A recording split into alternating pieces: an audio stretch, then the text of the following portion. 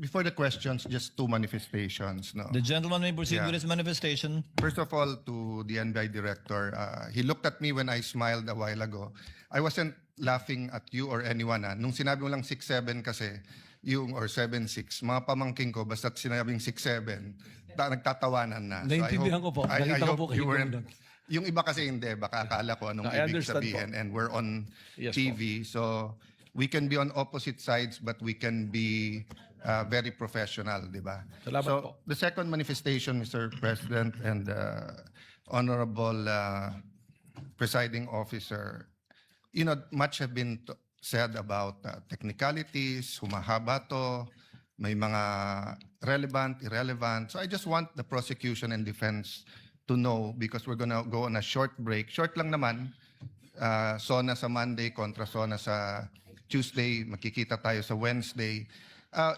Both sides, you're doing a good job. Both sides. I mean, the prosecution, your job is to prosecute, and the defense, your job is to defend. The onus is on us. May tinatawag na defense senator judge, may tinatawag na prosecution senator judge. Wala pa akong impeachment dito na hindi nangyari yan. 'Di ba?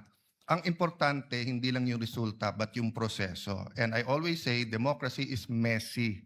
If you want a dictatorship, it's less messy, but it's a dictatorship.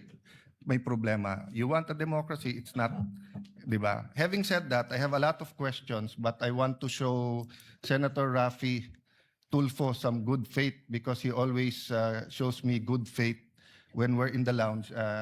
Hindi ko na itatanong today, since I think in the next few weeks, madalas naman kami magkikita ni Director Matibag dahil marami siyang iniimbestigahan na kasama ako doon. So I'll be seeing you, Mr. Director. Thank you, Mr. Presiding Officer. Thank you.